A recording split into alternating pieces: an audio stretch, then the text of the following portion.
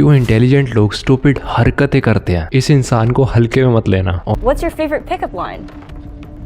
What? Online unverified sources इनकी IQ को 257 बताती हैं। विटालिक ब्यूटेरिन, जिसने सिर्फ 19 साल की उम्र में second largest crypto network Ethereum बना दिया था। Vitalik Buterin has been called the world's youngest crypto billionaire. Vitalik Buterin, a visionary who redefined the future of blockchain. And I think he's just early 20s now. The most powerful man in decentralized technology. पर जब ये लोगों के बीच होता है तो कुछ ऐसा दिखता है। The question is, we can imagine technology that allows you to monetize personal data because the cost has gone down, but we don't know. 2 connections per team. I think it's kind of,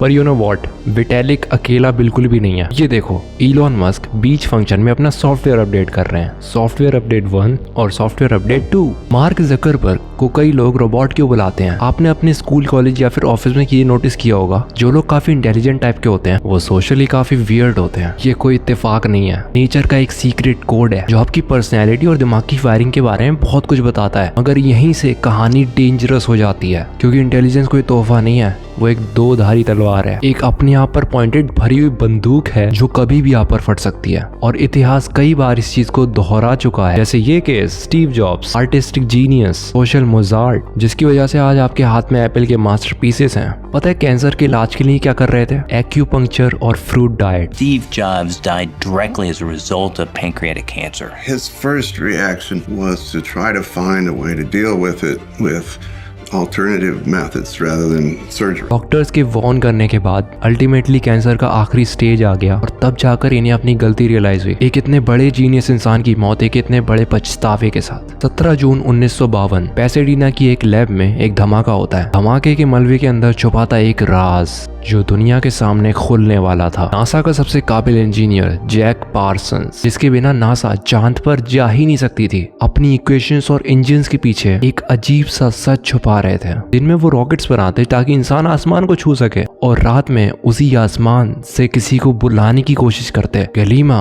धर्म की रानी, पाप की देवी, उनका घर almost एक मंदिर बन गया था। हवा में धुआं और दीवारों पर लिखे मंत्र। और फिर एक दिन घर में धमाका होता है। कुछ कहते हैं साइंस एक्सपेरिमेंट गलत हो गया, कुछ कहते हैं कोई रिचुअल अधूरा रह गया। सच क्या था आज तक कोई पक्के तौर पर नहीं जानता, पर असली सवाल ये था कि एक हाई IQ पैटर्न ऑब्सेस्ड दिमाग कभी कभार कुछ ऐसे कनेक्शंस भी देख लेता है जो असलियत में मौजूद ही नहीं होते। ये वो प्रोफेसर थे जिन्होंने नासा का जेट प्रोपल्शन लैब फाउंड किया था। तो ये जादू टोने जैसे अंधविश्वास में कैसे बिलीव कर सकते थे? इसका रीजन सिर्फ एक, इन सब का एक ब्लाइंड स्पॉट था जो इन्होंने मिस कर दिया था, और आपका भी है। इंटेलिजेंस के बारे में आप जो कुछ भी जानते हो वो डेंजरसली इनकम्प्लीट है। प्रकृति ने हमारे दिमाग को बनाया ही इस तरीके से है कि सबको यूनिक खूबी दी, पर साथ में एक यूनिक ब्लाइंड स्पॉट भी क्रिएट किया। ये कोई थ्योरी नहीं है, ये एक हार्डकोर न्यूरोबायोलॉजी है। आपके दिमाग में भी छुपी हुई एक बड़ी खूबी है जिसके साथ एक बड़ा ब्लाइंड स्पॉट भी है। आज का हमारा मकसद बिल्कुल साफ है, रियलिटी का कोड समझो, अपने ब्लाइंड स्पॉट को पहचानो और अपने दिमाग के इस ग्लिच को रिवर्स करो।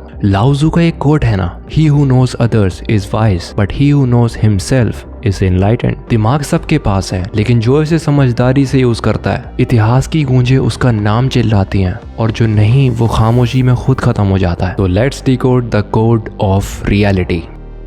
चलो, इतिहास में 2 मिलियन से 2 लाख सालों के बीच जंगल का अंधेरा, रातें लंबी, चारों तरफ मौत का खौफ, 50 जंगली पूर्वजों का कबीला, दिमाग में सिर्फ एक ही मकसद, जिंदा रहना। जिस मकसद को हासिल करने के लिए प्रकृति ने भरा एक पावरफुल सॉफ्टवेयर, डर। डर हमें हर वक्त चौकन्ना रखता, बेचैन करता, रातों की नींदें उड़ाता और हमें सोचने पर मजबूर करता, प्रेडिक्ट करने पर मजबूर करता। डर प्रकृति का एक वो प्रेशर कुकर था जिसने पूर्वजों के दिमाग को मजबूर किया खुद की जान बचाने के प्रेशर में अलग अलग बिहेवियर्स और रोल्स अपनाने के लिए। इवन आज भी डर बाय फार सबसे पावरफुल इमोशन है जो आपके बिहेवियर को इन्फ्लुएंस और परमानेंटली चेंज कर सकता है। 1 घंटे का मोटिवेशनल स्पीच उतनी गहराई नहीं छोड़ता जितना एक्सीडेंट का बस एक सेकंड। अब इमेजिन करो जब 24 घंटे यही एक डर हो तो आपका दिमाग राहत पाने के लिए क्या कुछ नहीं करेगा। और इसीलिए इंसानी दिमाग प्रकृति के खिलाफ लड़ने के लिए 4 अलग तरीकों से विकसित होना शुरू हो गया। पहली कैटेगरी बनी हमारे पूर्वजों की, जो पहले ऑब्जर्वर्स बनने लगे। नदी किनारे बड़े जीव के पैरों के निशान दिखे,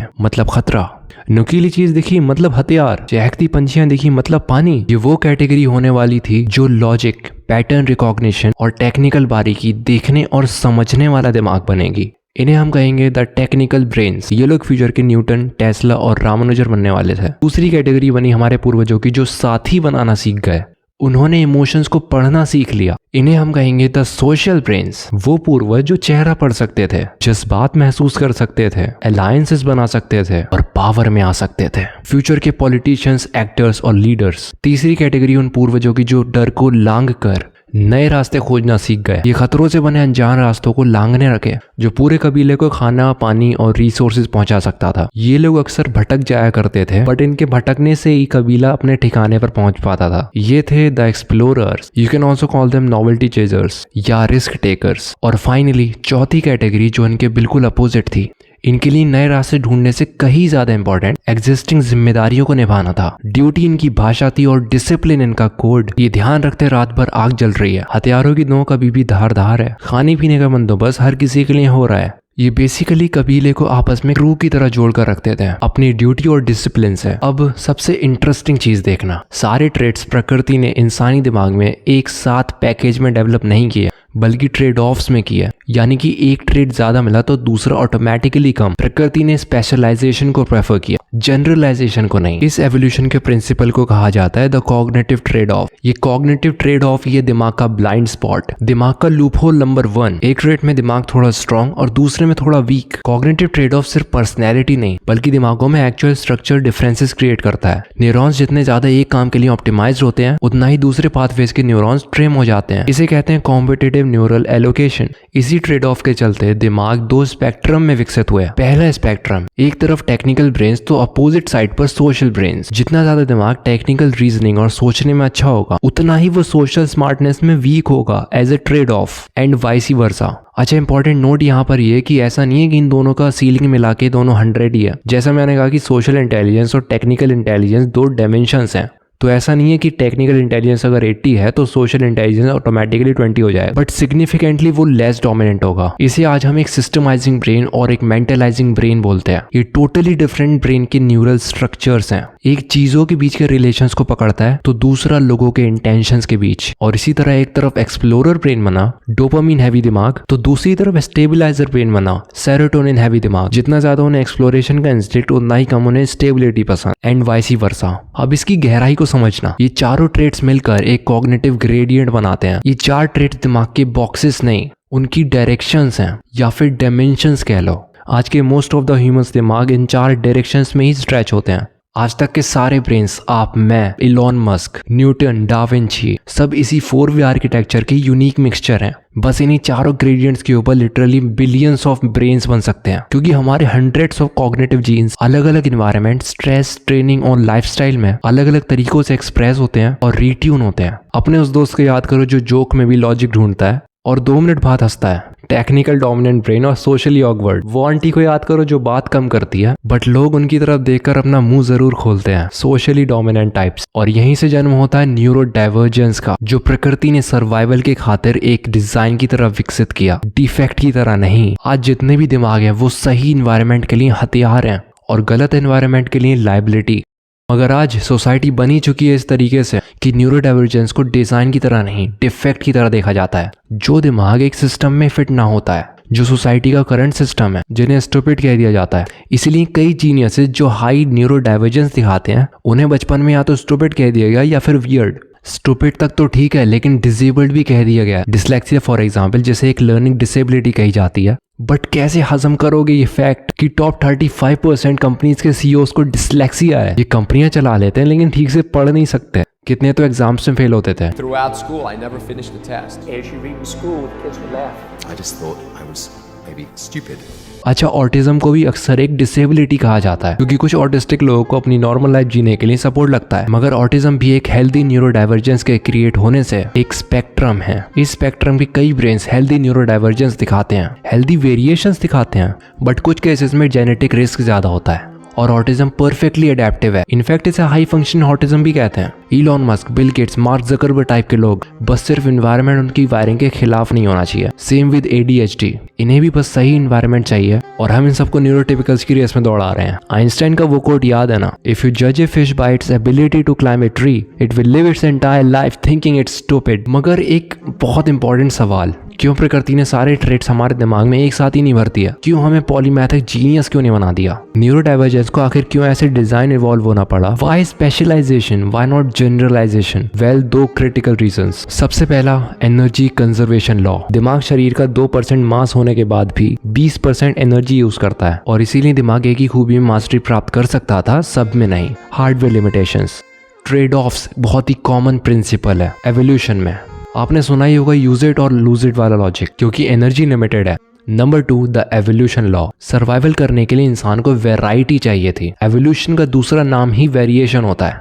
एक कबीला जिसमें हर कोई एक्सप्लोरर हो भटक कर मर जाएगा, या फिर सिर्फ स्टेबलाइजर हो सर्दियों में जम जाएगा, सिर्फ सोशल हो तो परभक्षी खा जाएंगे, सिर्फ टेक्निकल हो तो एकजुट होकर काम नहीं कर पाएंगे। न्यूरो डाइवर्जेंस से इंसानों में कोऑपरेशन पॉसिबल हो पाया। आज बिजनेस पार्टनरशिप्स में भी आप यही वाला कोऑपरेशन देखोगे। टेक्निकल और मार्केटिंग फाउंडर की पार्टनरशिप, जैसे स्टीव जॉब्स और स्टीव वॉजनियाक, बिल गेट्स और Steve Ballmer etcetera. Neuro divergence एक कोऑपरेशन का डिजाइन है और इसीलिए हर एक ब्रेन में स्पेशलाइजेशन का विकसित होना जरूरी था। सो अब आता है सबसे मेन सवाल, आप कौन हो? सिर्फ एक सवाल, आपका सबसे बड़ा एनलाइटनमेंट। क्योंकि अगर आपने अपने दिमाग का बेस कोड नहीं समझा तो आप वो मछली बन जाओगे जो जिंदगी भर पेड़ चढ़ने की कोशिश कर रहा है नेचर के खिलाफ। बट अब मुझे बताओ, विटालिक ब्यूटेरिन जैसे पर्सनैलिटीज कहाँ पर फॉल करते हैं? Obviously heavily on the technical side. बंदे ने 19 साल की उम्र में second largest crypto network open कर लिया यार। इतना ज्यादा टेक्निकली डोमिनेंट होने की वजह से सोशली ऑटोमेटिकली ट्रेड ऑफ हो जाएगा अंटिल एक स्पेशल तरीके से कंपेंसेट ना किया जाए। इलॉन मस्क ने भी क्लेम किया है कि उन्हें भी एस्पर्जर सिंड्रोम है, जो दिमाग हैविली टेक्निकली फोकस्ड होता है और सोशल स्किल्स कॉम्प्रोमाइज हो जाते हैं वही बचपन से। I'm actually making history tonight as the first person with Asperger's to host SNL. Bill Gates की डॉटर ने भी कंफर्म किया कि उन्हें भी एस्पर्जर्स है और वो घंटों तक नहीं दिनों तक टेक्निकल काम कर सकते हैं। My dad's like pretty socially awkward, like he's has Asperger's. But दूसरी तरफ शाहरुख खान का ये वीडियो देखिए। People like you should not identify with and advertise. Children see you and start drinking it themselves. I would appeal to any authority like that. Ban it. You are not stopping it because it gives you a revenue. Don't stop either. जो बोला क्या बोला भाई, दिल जीत लिया। मगर क्या वाकई में लॉजिकल था? फैक्ट ये है, आपको स्टार जनता ने बनाया है, गवर्नमेंट ने नहीं। टोबैको के एड से कैंसर जनता को ही होगा जिन्होंने आपको स्टार बनाया। क्या एक रिस्पॉन्सिबल एक्टर चाहेगा कि लाखों को कैंसर हो? यू सी, गवर्नमेंट का लॉजिक इररिलेवेंट था। बट जिस तरीके से शाहरुख खान ने रिप्लाई दिया इतना कैरिज्मेटिक था कि मोस्ट ऑफ लोग कॉन्फिडेंस को सच्चाई के लिए कंफ्यूज कर जाएंगे। एवोल्यूशन ने हमें ऐसा ही बनाया है कि हम कॉन्फिडेंस को सच्चाई से ज्यादा तवज्जो देते हैं। बेस्ट एग्जांपल्स है पॉलिटिशियंस। सारे पॉलिटिशियंस सोशली इंटेलिजेंट होते हैं, तभी तो जनता को गोल गोल घुमाकर चुप करा जाते हैं। पैराडॉक्स ये है कि सोशली इंटेलिजेंट लोग अपनी कैपेसिटी से कहीं ज्यादा इंटेलिजेंट लग सकते हैं और टेक्निकल पैटर्न हंटर्स अपनी कैपेसिटी से ज्यादा बेवकूफ लग सकते हैं। ऐसा उल्टा है कुछ माजरा। अब दूसरे स्पेक्ट्रम की बात करें तो वो है एक्सप्लोरर और स्टेबलाइजर ब्रेन। एक्सप्लोरर ब्रेन्स के एक्सट्रीम पर है Neil Armstrong, Ernest Shackleton, Columbus और डार्विन जैसे लोग, जो डिस्कवरी के किक के लिए अपनी जान को जोखिम पर भी डाल सकते हैं। रिस्क लेना इनके लिए कॉमन सेंस है क्योंकि इनका दिमाग सेफ सुनते ही बोर हो जाता है। ADHD इस स्पेक्ट्रम के एक्सट्रीम पर आता है। सारे एडवेंचर स्पोर्ट्स और एथलीट्स भी यहीं पर आते हैं और हैवी रिस्क टेकिंग एंटरप्रेन्योर्स भी। और इसके अपोजिट स्पेक्ट्रम में आ जाते हैं सरकारी कर्मचारी, जिनके लिए स्टेबिलिटी सबसे पहले कि स्टेबल ऑपरेटर्स, डिसिप्लिन एथलीट्स और कंसिस्टेंट रूटीनाइजर्स की जगह है। एक्सप्लोरर्स दुनिया बदलते हैं तो स्टेबलाइजर्स दुनिया चलाते हैं। तो अब सवाल ये आता है कि आप कौन हो? टेक्निकल ब्रेन या फिर सोशल ब्रेन? एक्सप्लोरर या फिर स्टेबलाइजर? या फिर रेयर हाइब्रिड जो इतिहास बना सकता है? कुछ ही पलों में आपको एक टूल दूंगा जो आपकी बेस फायरिंग को डिकोड करेगा। बस 2 सिंपल स्टेप्स और एक बड़ी अवेकनिंग। लेकिन उससे पहले मैं आपको एक बड़ी वार्निंग दे दूं। अगर आपको लगता है कि आपकी बुद्धि, आपका इंटेलिजेंस आपको लाइफ में आगे बढ़ाता है तो आप बिल्कुल गलत हो, डेंजरसली गलत हो। बचपन से ही नैरेटिव हमारे दिमाग में डाला गया, इंटेलिजेंस यानी कामयाबी। आपके इंटेलिजेंस के ऊपर एक एक्सट्रीम लेवल पर एक कंट्रोल बटन है जो ये डिसाइड करता है कि आप अपनी बुद्धि के दम पर अपनी दुनिया जीतोगे या फिर बर्बाद करोगे। आपको लगता है आपने थॉट्स और एक्शंस को डिसाइड करते हो, पर डिसाइड कोई और कर रहा होता है और ये इनविजिबल बटन अच्छों का ब्लाइंड स्पॉट है। इसलिए तो स्टीव जॉब्स की एक गलती उन्हें कैंसर ने जकड़ लिया। नासा चीफ की एक गलती, वो राख हो गया। इंटेलिजेंस बस एक मैग्नीफायर है, असली कंट्रोलर कोई और है। इस सीरीज के अगले वीडियो में आपके साथ एक ऐसा कॉन्सेप्ट शेयर करूंगा जो एक्सट्रीमली कम लोग जानते हैं, पर ये अकेला कॉन्सेप्ट आपकी पूरी जिंदगी बदल सकता है। चाहे आपका गोल हो सक्सेस, हैप्पीनेस, पैसा, फेम या फिर पीस, सब कुछ इस एक बटन पर डिपेंड करता है। तो चैनल का नोटिफिकेशन बेल ऑन कर लो और सब्सक्राइब कर लेना।